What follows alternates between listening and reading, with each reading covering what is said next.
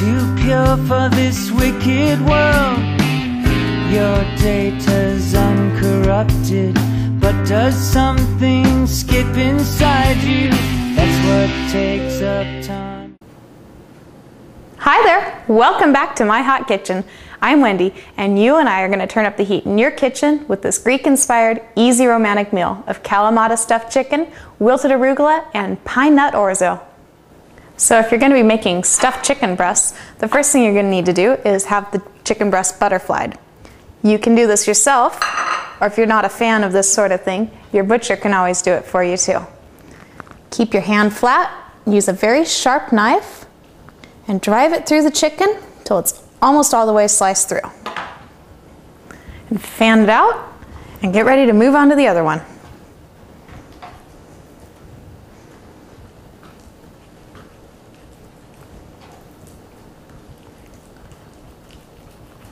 Slice it all the way through, leave a little bit of connectivity, and move on to stuffing. The feta cheese is going to act as the glue that holds all the ingredients together. So you want to put down a layer of cheese before each and every layer. After the feta cheese, I'm going to go ahead and layer on some mushrooms. Nice thin sliced mushrooms. These are going to be delicious. A little bit more of this cheese. Feta cheese is a really fun cheese. It's brined and it's a fresh cheese, so it has a really distinctive texture and taste. Some Kalamata olives. Get them in there. A little bit more cheese. And then some arugula. This is fresh baby arugula right here. And just like with any green that you're cooking with, it's going to cook down quite a bit, so you want to pile it on nice and high at first.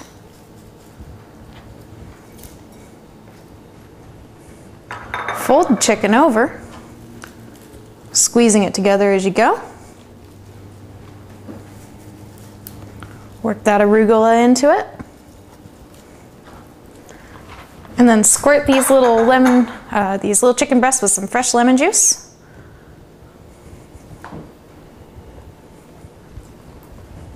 And then dredge it lightly in a little bit of flour.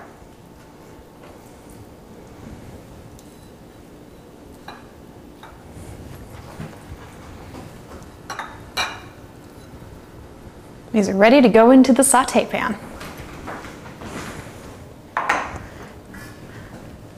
To my nice hot sauté pan, I'm going to add olive oil. Olive oil is one of my favorite ingredients to sauté with, but it's also very traditional in Greek-inspired flavors to have olive oil. Go ahead and set that gently in there.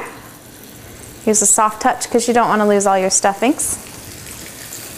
Listen for a nice happy sizzle as you set it in the pan. And these are going to need to cook uncovered for a little bit of time.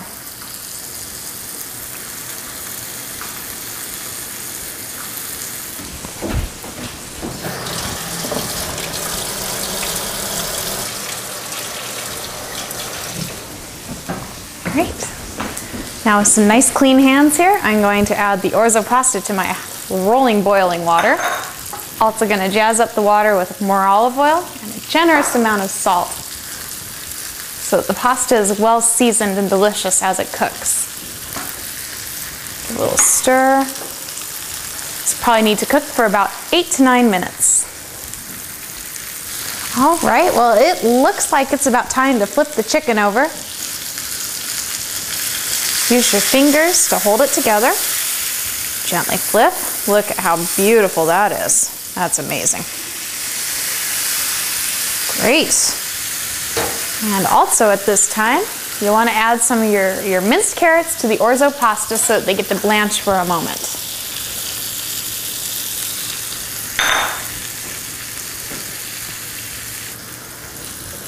So it looks like the orzo is ready to go and the carrots have had a chance to blanch, so I'm going to drain this out. If you flash it briefly with a little cool water, it helps to stop the pasta and the carrots from cooking. Bring this all back to the stove. Put your hot pan back on the hot burner and add to it about a tablespoon of butter. Once that is melted, you can go ahead and add your pine nuts to that.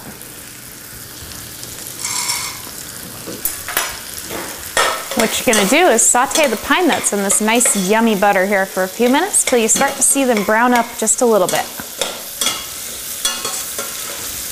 Those look great. They're getting nice and brown. At this point, I'm going to add the leftover mushrooms from the chicken stuffing and the orzo pasta.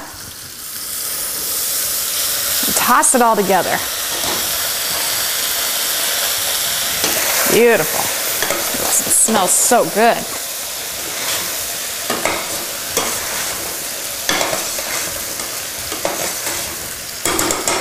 Now I'm going to fold in the rest of the olives and the feta cheese.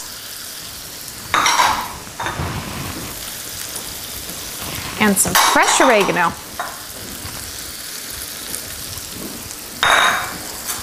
Fold that all together.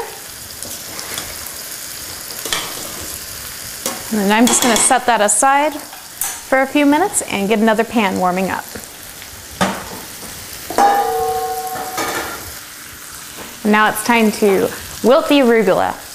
Arugula has a lot of the same cooking properties as spinach, so just about anything that you can do with spinach, you can do with arugula too. I'm just going to go ahead and drop this into my nice hot pan here. To this I'm also going to add some dried apricots because I really think that they're going to counter the flavor nicely. Then I'm going to toss this. Trick with the wilting of the arugula is to keep it moving so that it wilts nice and evenly. You also want to add seasonings to it. Salt, pepper, a little fresh basil.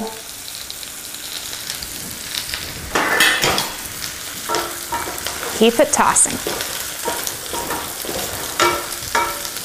You can see that as it wilts, it starts to diminish in volume. It's great.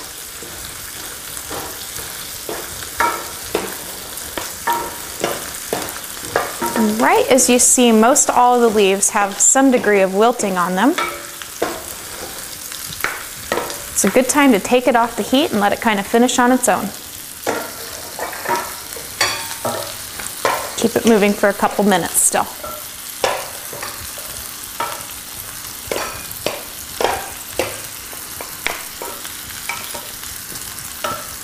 That looks great. I'm gonna leave that there. Then I'm gonna go pop back over here to the cutting board and work on some garnish for the chicken. See, after the chicken's done, you're gonna pull it out and then quickly whip up a little sauce to go over the top of it. So you're gonna need some garlic and some onion. You wanna run your knife through this a few times so that you get a nice small little mince. And with the onion, you're really not gonna need that much. Maybe just about that much. Keep the root end on it so the layers of the onion all stay together. Slice into it and then slice across it so that you get a nice little mince. Beautiful. Now I'm going to pull the chicken out of the pan and put it on the plates because dinner is just about ready.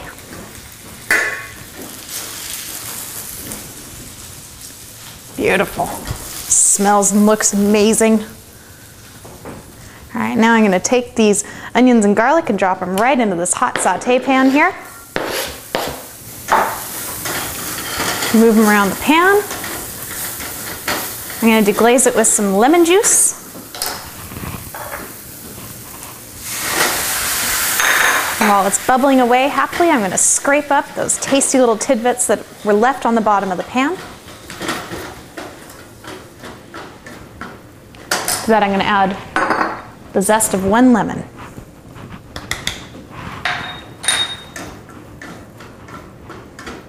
This is ready to go. Spoon this over the top of the chicken. This is just going to add a nice little flair and a little kabam of flavor. It's going to taste delicious. In comes the wilted arugula. nice little pinch of that.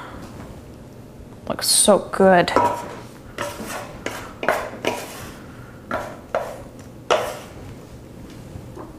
Some on the other plate. And then the Orzo.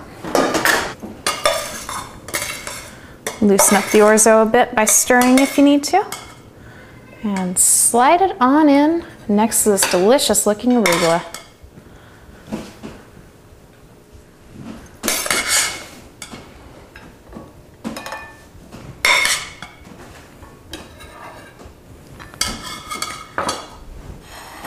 These are ready to go on the table.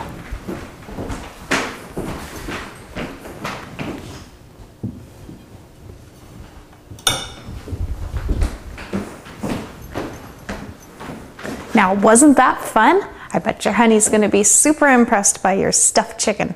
So pair this up with a nice dry white wine like a Pinot Gris or a Semillon and call in your sweetie. Goodbye, my friend.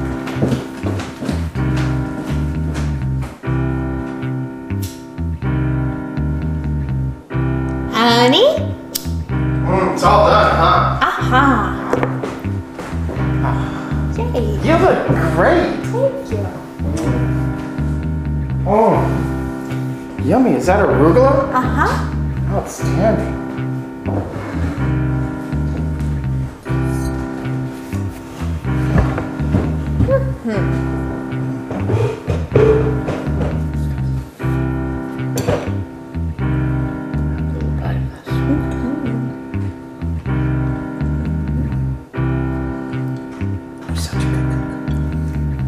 This is such a hot kitchen.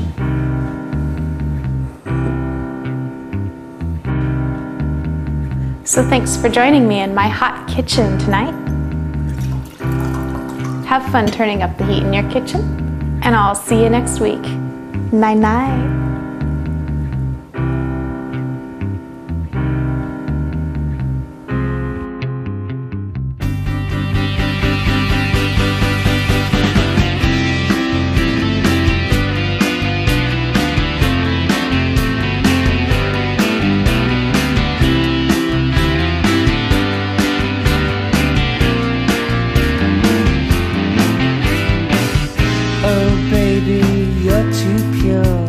You're too pure for this wicked world. Your data's uncorrupted, but does something skip inside you? That's what takes up time in your life.